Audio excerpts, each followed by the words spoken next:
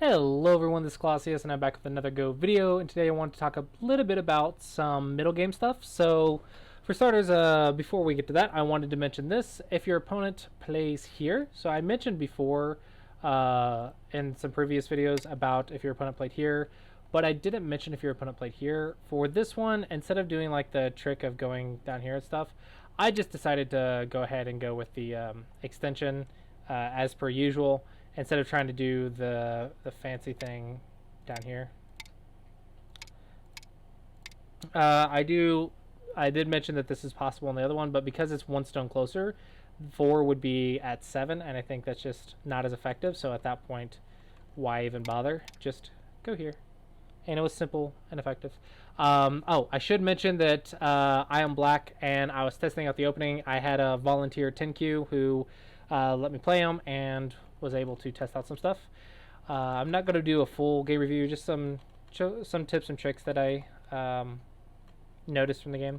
So here, I actually made a mistake with this cut right here. White could have actually cut through me right here and made very nice shape. Instead, we were talking about what I could have done instead. So at this point, so White had made a mistake and I was able to cut through. At this point, though, I should utilize this position that I've already built up and the thickness that White has. So this is a little bit of the early mid-game kind of stuff. And here I've established a position and White's established some thickness right here. So we both have some stuff facing the center. And there's not really any more open sides. There's a couple of like maybe questionable groups, but not really weak groups. And it's a kind of a question of what you should do from here.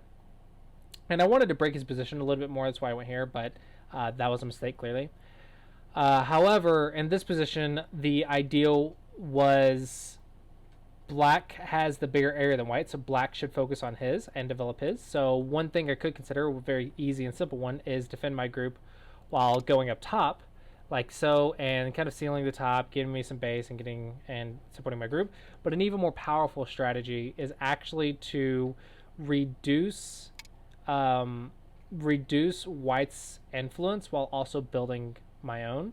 And I think that would be a very effective strategy here. So here it's kind of like the balance of, if I have influence and you have influence, I should play on the line of both influences in order to build mine and deal with and reduce theirs. So this not only lets me potentially destroy the points here by some sort of invasion or reduction, but it also builds up my position and makes it really, really scary. So it kind of encourages your opponent to go in, which will give you something to attack and make a profit of. And it not only makes yours like really scary looking and gives you control of the game, but it also helps you mitigate and deal with their potential, so that way theirs doesn't get too big as well, and it makes it pretty easy to deal with theirs while also building up yours. And yeah, you don't have the top side, and yeah, they can invade it, but if they choose to invade, then everything that you do is pretty much going to be profit. So you're in complete control. So yeah, you don't get a lot of immediate points, but it makes your opponent's area manageable and gives you complete control of the center of the board, more or less. So it makes it for a very easy and straightforward game that you should easily be able to control the flow of. And also, I just noticed my light is doing terrible now that the sun has gone down.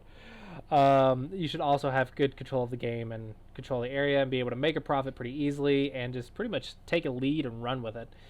So that is kind of the point I wanted to make here is, first off, how to deal with this little strange move if it comes up. And the second off, if you have a position like this, just build / reduce at the same time, and it actually creates a very nice position where you can have control of the board.